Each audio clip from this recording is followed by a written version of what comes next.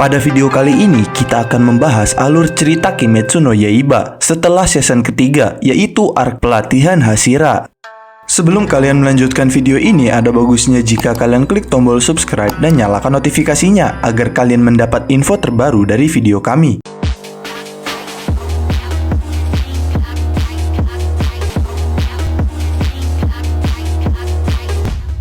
Pada chapter 130, setelah pertarungan yang terjadi di desa penempa pedang, seluruh korps pemburu iblis mengadakan sesi latihan khusus yang dinamakan pelatihan Hashira.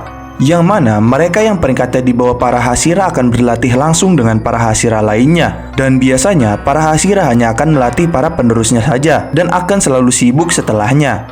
Karena para Hashira mempunyai tugas untuk melindungi suatu daerah yang ditugaskan pada mereka dan mengumpulkan informasi tentang iblis, serta mengembangkan keahlian mereka. Akan tetapi, semenjak Nezuko menaklukkan matahari, para iblis tiba-tiba berhenti muncul, dan hal ini bagaikan hari tenang sebelum badai tiba. Dan karena hal itu, para Hashira pun akhirnya hanya perlu fokus pada pelatihan, yaitu pada pagi hari saja, dan patroli pada malam hari saja. Dan setelah Zenitsu menjelaskan semua keadaan yang terjadi pada korps pemburu iblis setelah pertarungannya di desa Pandai Besi kepada Tanjiro yang sedang dirawat, Zenitsu pun merasa sangat kesal karena semua hal tentang pelatihan Hashira tersebut. Tapi Tanjiro pun memujinya karena Zenitsu telah mengajarkan teknik pernafasan petir kepada Tanjiro yang membuat Tanjiro memudahkan dirinya untuk menyerang iblis bulan atas Hatengu. Setelah Zenitsu pergi, Tanjiro pun mendapat pesan dari Oyakata Sama untuk menemui Giyu. Di sisi lain, Uzui Tengen marah kepada pasukan yang dilatihnya karena lemah di pelatihan Hashira ujian pertama. Dan di sini dijelaskan kalau pelatihan Hashira dibagi beberapa tahap. Yang pertama, Uzui Tengen melatih stamina dasar. Yang kedua, Mitsuri melatih kelenturan. Yang ketiga, Tokito melatih kecepatan pergerakan. Yang keempat, Obanai melatih perbaikan jurus pedang. Yang kelima, Sanemi melatih ketahanan tubuh dengan memukul para peserta tanpa henti. Dan yang terakhir, Gyomei melatih penggunaan otot. Dan dari mengajar pelatihan tersebut, para Hashira juga mendapatkan pelatihannya sendiri melalui mengajar. Di sini dijelaskan bahwa pelatihan ini untuk mencari anggota yang mendapatkan tanda saat berlatih, sekaligus meningkatkan kualitas pasukan. Dan bagi mereka yang sudah mendapatkan tanda dari awal, tetap akan berlatih mempertahankan kondisi tanda pemburu iblis mereka. Sehingga karena hal tersebut, setelah para pasukan mendengar informasi itu, mereka pun termotivasi untuk mempersiapkan pertarungan yang akan datang. Kemudian setelah beberapa hari, Tanjiro dengan luka di kakinya pun datang ke tempat Giyu karena perintah Oyakata Sama. Di sini Tanjiro mencoba menghibur Giyu dengan memintanya untuk dilatih setelah sembuh. Tetapi Giyu menolak dan marah karena Tanjiro tidak menjadi penerus Hashira air. Giyu juga menjelaskan kalau sebenarnya seseorang harus menjadi Hashira air karena kursi Hashira yang sekarang sedang kosong. Dan kemudian Giyu pun meninggalkan Tanjiro dan menyuruhnya untuk pergi. Tetapi Tanjiro pun terus mengikutinya hingga 4 hari untuk menghibur Giyu.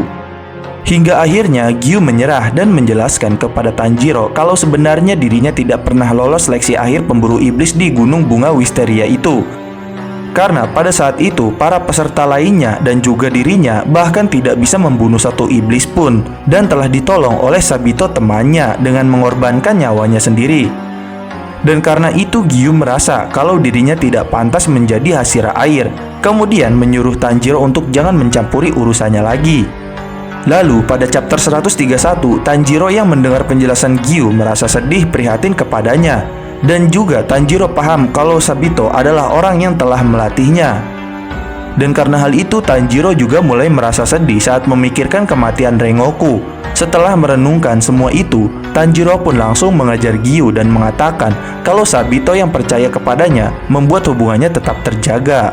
Setelah mendengar hal itu, Giyu pun terkejut dan terdiam, dan langsung mengingat flashback saat dirinya dipukul oleh Sabito karena berpikir bahwa mati lebih baik. Di situ Sabito juga mengingatkan Giyu jika dia berkata seperti itu, maka itu sama saja mengejek kakaknya Giyu yang telah menyelamatkan Giyu dari iblis dan menyuruhnya untuk terus hidup karena masa depan orang yang menyelamatkannya masih ada di dalam diri Giyu. Saat Tanjiro melihat Giyu yang terdiam, dia pun mulai bingung. Dan saat Giyu ingin meminta maaf kepada Tanjiro dan akan berlatih kembali, Tanjiro pun langsung mengajaknya untuk berlomba makan mie soba. Di sisi lain, Shinobu yang sedang berdoa untuk kakaknya, tiba-tiba Kanao datang ingin memintanya dilatih. Tetapi Shinobu tidak bisa karena dirinya tidak ikut berpartisipasi dalam pelatihan. Dan pada chapter 132, Tanjiro yang telah pulih pun kini memulai pelatihan staminanya dengan gembira. Tanjiro pun berlatih dengan Tengen Uzui. Setelah selesai dengan sangat cepat dalam 10 hari, Tanjiro pun melanjutkan sesi latihan keduanya di tempat Muichiro. Di sini, Tanjiro berhasil selesai dengan sangat cepat dalam pelatihan kecepatan pergerakan selama 5 hari. Setelah itu, Tanjiro langsung melanjutkan pelatihannya pada Mitsuri dalam pelatihan kelenturan tubuh. Dan setelah selesai, Tanjiro pun melanjutkan pelatihannya dengan Obanai. Di pelatihan ini, Tanjiro berlatih teknik perbaikan pedang dengan para peserta lainnya yang diikat sebagai area pelatihannya. Dan saat Tanjiro melanjutkan sesi latihannya ke tempat Sanemi, di tengah jalan dia bertemu Zenitsu yang ketakutan karena pelatihan Sanemi. Dan saat Sanemi menangkapnya, mereka berdua pun akhirnya pergi ke tempat pelatihan tersebut. Dan di tempat pelatihan itu, Tanjiro, Zenitsu, dan para peserta latihan lainnya babak belur saat berlatih pertarungan dengan Sanemi menggunakan pedang kayu.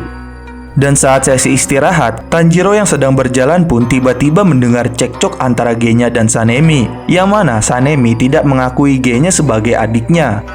Kemudian di chapter 133, Sanemi yang kesal pun menyuruh untuk Genya berhenti dari pemburu iblis karena tidak memiliki bakat. Tanjiro yang mendengarnya langsung terkejut, tapi saat Genya ingin meminta maaf dan memberitahu rahasia kekuatannya kalau dirinya bisa memakan iblis agar dapat bertarung, Sanemi pun langsung marah dan dengan sangat cepat langsung mencoba menusuk mata Genya dengan kedua jarinya. Tapi dengan cepat Tanjiro langsung menyelamatkan Genya hingga membuat para peserta pelatihan terkejut. Di sini Tanjiro pun beradu mulut dengan Sanemi karena membela Genya yang tidak diakui sebagai adiknya dan berusaha melukainya. Tetapi karena itu Sanemi pun akhirnya merasa kesal dengan Tanjiro dan langsung berlari dengan sangat cepat kepada Tanjiro serta meninju perutnya. Kemudian perkelahian pun terjadi antara Tanjiro dan Sanemi. Dan karena itu Zenitsu yang disuruh Tanjiro membawa kabur Genya pun langsung dipukul oleh Genya karena telah meledek kakaknya.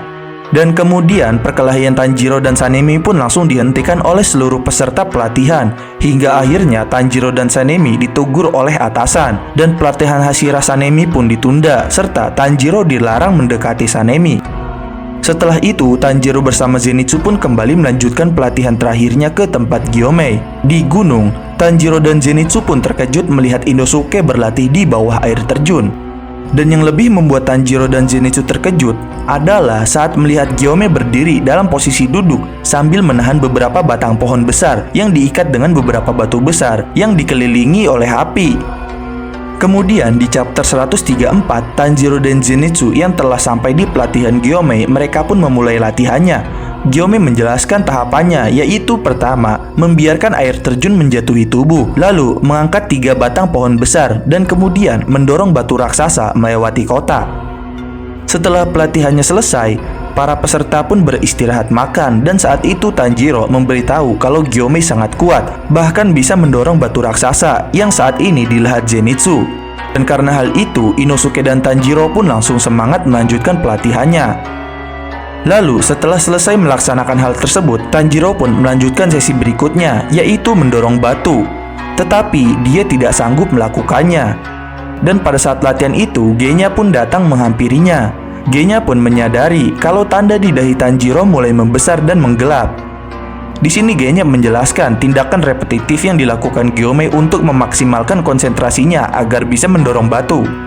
Lalu di sisi lain, iblis kecil berbentuk bola mata pun sedang mengendap-endap mengikuti pasukan pemburu iblis yang pergi. Dan pada saat itu, Nakime pun sudah tahu keberadaan 60% dari pasukan pemburu iblis, tetapi dirinya masih belum menemukan Nezuko. Lalu Muzan pun menyuruh Nakime dengan bola mata iblisnya tersebut untuk pergi ke suatu tempat. Dan pada chapter 135, di sini Tanjiro pun memahami apa yang telah diberitahu Genya tentang tindakan repetitif. Tindakan tersebut seperti terus mengingat kemarahan atau kenangan pahit untuk meningkatkan detak jantung dan mendapatkan fokus penuh tanpa teknik pernafasan. Dan Tanjiro serta Genya sadar kalau hal tersebut mirip seperti saat Tanjiro mendapatkan tandanya. Tetapi di tindakan repetitif ini, Genya dan Gyomei tidak memiliki tanda. Dan setelah itu, Tanjiro pun akhirnya menggunakan tindakan repetitif tersebut untuk mendorong batu dengan mengingat wajah keluarganya yang telah meninggal, serta mengingat perkataan Rengoku. Dan bahkan saat menggunakan teknik itu untuk mendorong, Tanjiro langsung mendapatkan tanda pemburu iblisnya, hingga akhirnya bisa mendorong batu raksasa tersebut.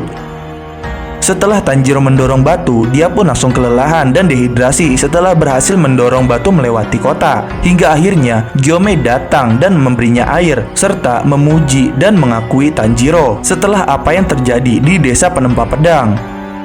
Lalu di sini Gyomei pun menceritakan masa lalunya, yang mana keluarga atau anak-anak yang dirawatnya telah meninggal diserang iblis, hingga menyisakan satu yang dilindungi oleh Gyomei, dan itu akibat salah satu anak yang berkhianat memberitahu lokasi tempatnya. Dan karena kesal anak-anak yang dirawatnya dibunuh iblis, Gyomei pun mengamuk dan terus memukul kepala iblis hingga matahari terbit. Dan akhirnya Gyomei merasa kalau dirinya juga dikhianati oleh anak yang telah diselamatkannya. Karena anak tersebut sambil ketakutan menutup matanya mengatakan kalau orang itu adalah iblis yang telah membunuh teman-temannya. Dan akhirnya karena hanya Gyomei di tempat tersebut, dia pun disalahkan dan dipenjara. Tetapi Oyakata-sama membelanya dan menolongnya. Lalu pada chapter 136, setelah Tanjiro dan Inosuke serta Genya menyelesaikan pelatihannya di tempat peristirahatan, sambil makan, Genya pun menjelaskan kepada Tanjiro bahwa Gyomei adalah orang yang baik yang menjadikan dirinya yang memiliki bakat memakan iblis sebagai muridnya. Dan Genya juga membicarakan bagaimana dirinya diperlakukan oleh Shinobu. Setelah itu, di tengah perjalanan Tanjiro menuju tempat Gyu, tiba-tiba dia melihat Gyu bersama Sanemi yang sedang latihan bertarung. Bahkan sampai-sampai Tanjiro memisahkan mereka karena ingin melanjutkan pertarungan dengan tangan kosong setelah pedang mereka berdua patah.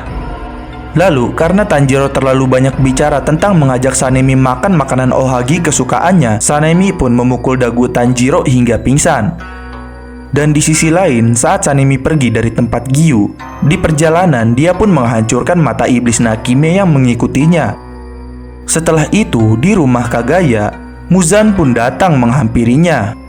Kemudian pada chapter 137, Oyakata-sama yang sedang terbaring sakit dan tidak bisa melihat, di rumahnya tiba-tiba dihampiri oleh Muzan. Kemudian istrinya menjelaskan penampilan Muzan kepada Kagaya, dan pada saat Muzan menghampirinya, Kagaya merasa kalau sebelumnya dirinya sudah mengira jika Muzan sendiri pasti akan membunuhnya. Dan mereka pun berbincang-bincang tentang masa lalu keluarganya, yang mana Muzan adalah keturunan dari keluarga Ubuyashiki. Dan juga Kagaya menjelaskan masa lalu keluarga Ubuyashiki, yaitu setiap anak yang lahir dari keluarganya sangat lemah dan akan cepat mati dengan tidak melebihi usia dari 30 tahun. Tapi karena saran dari seorang pendeta, keluarganya harus mendedikasikan hidupnya untuk menghabisi iblis yang berasal dari keturunannya agar keberadaan dari keluarganya tidak punah. Dan sejak itu keturunan Ubuyashiki mendapatkan istri dari kalangan pendeta. Lalu setelah itu, Muzan pun merasa aneh karena tidak merasakan kebencian kepada Kagaya Ubuyashiki. Dan saat melihat sekeliling area rumah sambil melihat dua anak Kagaya yang sedang bermain, Muzan merasa perasaan nostalgia yang dianggapnya jijik. Dan Muzan pun menganalisa bahwa hanya ada 4 orang yang berada di rumah Ubuyashiki ini. Lalu saat Ubuyashiki tahu kalau impian Muzan untuk mendapatkan keabadian setelah merebut Nezuko, Kagaya menjelaskan kalau pemburu iblis tidak akan pernah melepaskannya. Dan jika membunuh Kagaya, pemburu iblis tidak akan terganggu atau menderita.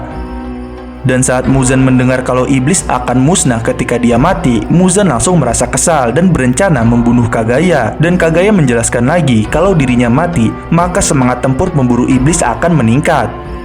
Di sisi lain, para Hashira dan juga Tanjiro yang telah diperingati burung gagak bahwa ada serangan di rumah Ubuyashiki, mereka pun langsung pergi menuju ke tempat tersebut dengan buru-buru.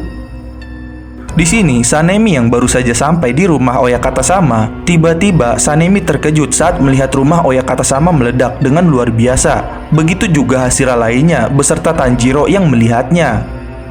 Di ledakan itu, tubuh Muzan pun terkoyak. Dia merasa kalau dirinya telah membuat kesalahan karena tidak menyangka kalau Kagaya beserta istri dan 2 anaknya mengakhiri hidupnya dengan mengajak Muzan meledakkan diri bersama dengan menggunakan paku jebakan Nichirin untuk menghambat regenerasi Muzan.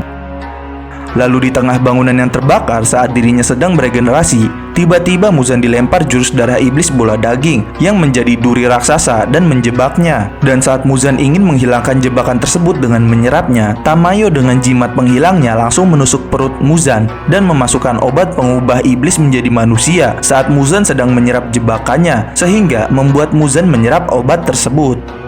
Tiba-tiba Gyomei pun datang langsung menghancurkan kepala Muzan dengan nichirinya. Lalu pada chapter 139, Gyomei pun melihat masa lalu dirinya saat dirinya dibela dan diselamatkan oleh Oyakata Sama yang lebih muda darinya. Dan di saat-saat terakhirnya sebelum Muzan datang, dia memberitahu Gyomei kalau Muzan akan datang 5 hari lagi dengan nalurinya yang luar biasa. Dan Oyakata Sama menyuruh Gyomei untuk membiarkan dirinya menjadi umpan. Kemudian di pertarungan, kepala Muzan pun tumbuh kembali setelah hancur oleh Gyomei. Dan di sini pertarungan awal para pemburu iblis melawan Muzan pun dimulai. Tapi sayangnya saat mereka semua menyerang Muzan di tengah pertarungan itu, tiba-tiba pijakan tanah yang sedang terbakar pun langsung berubah menjadi pintu tatami dan membuat seluruh pasukan pemburu iblis masuk ke perangkap Muzan dan masuk ke dalam kastil Infinity. Dan demikian adalah pembahasan alur cerita Kimetsu no Yaiba tentang arc pelatihan Hashira. Jangan lupa like, share, dan subscribe. Jangan lupa komen di bawah tentang pendapat kalian di video kami kali ini. Sampai jumpa di video kami berikutnya.